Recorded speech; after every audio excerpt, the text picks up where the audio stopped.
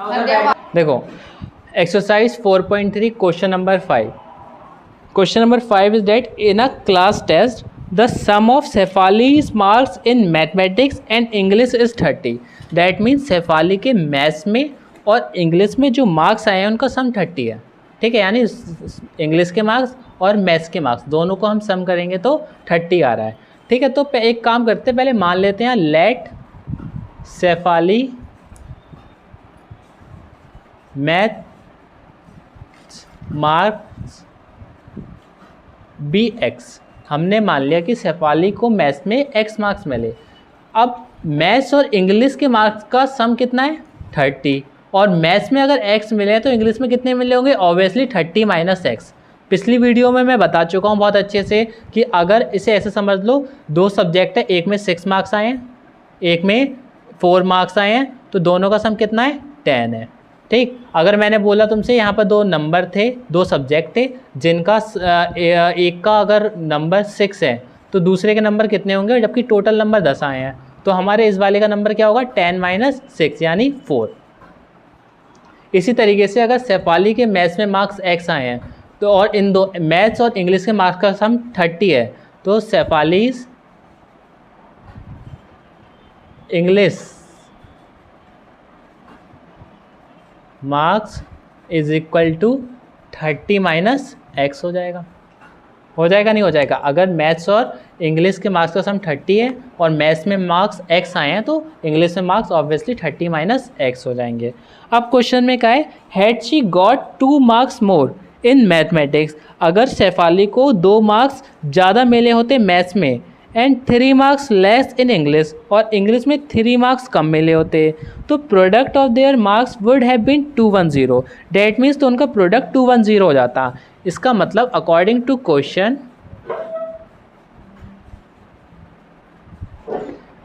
में कह रहा है कि मैथ्स में अगर उसे 2 मार्क्स ज़्यादा मिले होते, यानी मैथ्स में 2 मार्क्स ज़्यादा मिले होते और इंग्लिश में 3 मार्क्स कम मिले होते, तो इनका जो प्रोडक्ट है वो 210 हो जाता.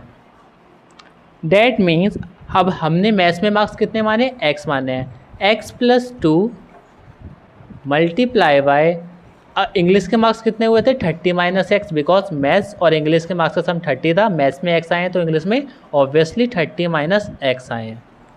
Then -3 is equal to 210. Here x plus 2 as it is multiply by now plus का 30 माइनस 3. प्लस के 30 में जब आप -3 करेंगे तो ये कितना बचेगा 27 माइनस एक्स बचेगा इज इक्वल टू 210. अब हम क्या करनी है, अब हमें इसकी मल्टीप्लाई करनी है. तो कैसे करेंगे मल्टीप्लाई, पहले x की मल्टीप्लाई 27 से, देन x की मल्टीप्लाई माइनस एक्स से, फिर प्लस के 2 की मल्टीप्लाई प्लस के 27 से, फिर प्लस के 2 की मल्टीप्लाई माइनस एक्स से. डैट मीन्स x की 27 से मल्टीप्लाई 27x, x की माइनस एक्स से multiply minus X square, plus के 2 की 27 से मल्टीप्लाई प्लस का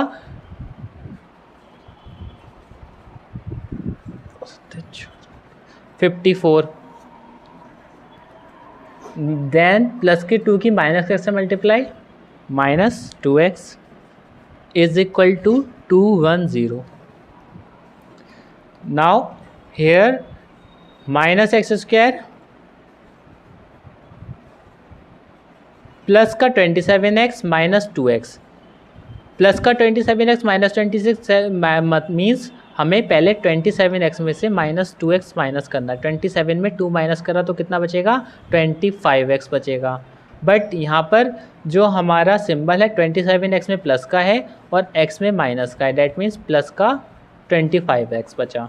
बड़ी डिजिट का अभी हमेशा सिंबल लेते हैं इसलिए प्लस का सिंबल लगाया है. देन प्लस का 54 एज इट इज़. अब ये जो प्लस का 210 है राइट हैंड साइड पे, इसको जब हम लेफ्ट हैंड साइड में लेके आएंगे तो ये माइनस का 210 हो जाएगा. जब भी हम इस गलटों के इधर कोई डिजिट लेके आते हैं तो सिंबल चेंज हो जाता है. Now minus X square as it is plus 25x, फिर प्लस का 54 माइनस का 210. जब आप 54 में 210 माइनस करेंगे तो आपका आएगा 156, प्लस का माइनस का 156, बिकॉज 210 बड़ी डिजिट है, सिंबल बड़ी डिजिट का लगता है, तो माइनस का 1560 इजगल टू 0. यहाँ पर देखो एक्स स्क्वायर की जो टर्म है वो नेगेटिव में है। हम मोस्टली ऐसा ट्राई करते हैं कि एक्स स्क्वायर की टर्म प्लस में रहे, इसलिए एक काम करते हैं इन सबको हम माइनस से मल्टीप्लाई कर देते हैं या इन सब को इजगल टू के दर ले आते हैं। आप ऐसे समझ सकते हैं कि हम माइनस से मल्टीप्लाई करेंगे तो उसके सिंबल क्या हो जाएंगे, माइनस की minus plus x square, minus की प्लस से मल्टीप्लाई -25x और माइनस की माइनस से मल्टीप्लाई प्लस का 156 इज इक्वल टू 0।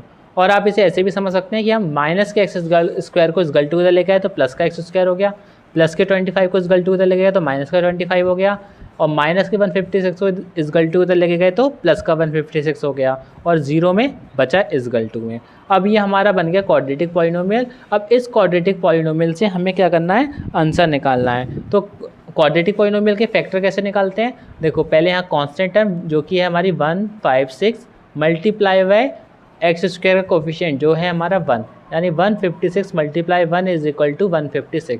अब हमें कोई ऐसा नंबर ढूंढना है जिसकी हम मल्टीप्लाई करें तो 156 हो जाए और प्लस माइनस करने पर -25 हो जाए। तो यहाँ पर हमारा 13 × 12 होता है 156, और जब आप इन्हें ऐड करेंगे -13 एंड -12 करेंगे तो आएगा -25 जो कि यहाँ पर है।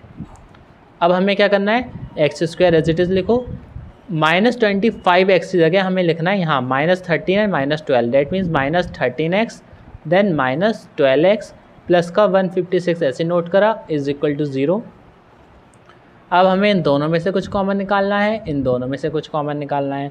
देखो फर्स्ट टू में यहाँ पर x कॉमन आ रहा है तो हम x कॉमन ले रहे हैं।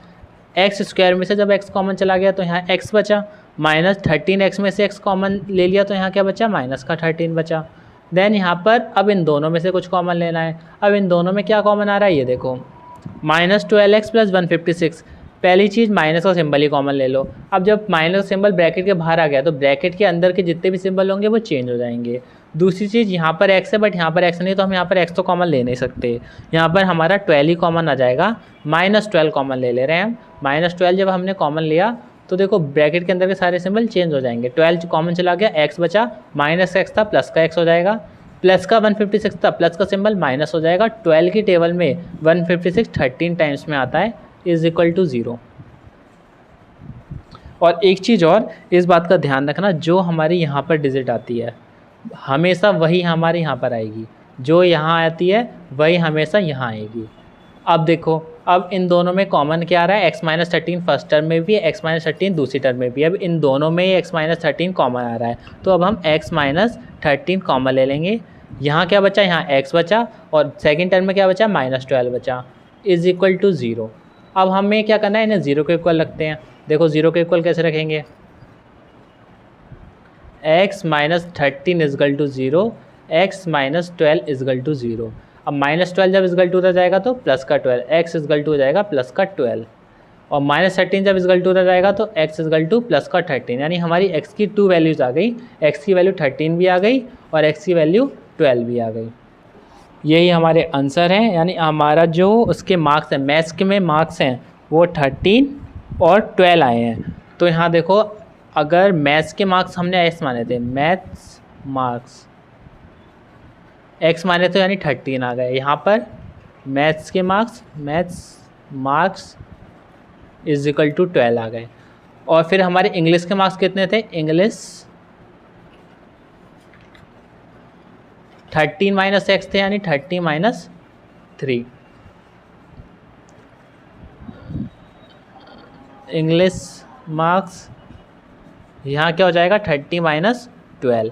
अब 13 में से आप 30 में से 13 माइनस करेंगे तो कितना बचेगा, 13 में से 12 माइनस करेंगे तो यहाँ तो हमारा 18 बचेगा। 13 में से जब हम 13 माइनस करेंगे तो ये हमारा बचेगा 17। डैट मीन्स इंग्लिश के मार्क्स अगर मैथ्स में 13 मार्क्स आए हुए होंगे तो इंग्लिश में 17 मार्क्स आएंगे, और अगर मैथ्स में 12 मार्क्स आए होंगे तो इंग्लिश में 18 मार्क्स आएंगे। यही हमारे आंसर हो गए।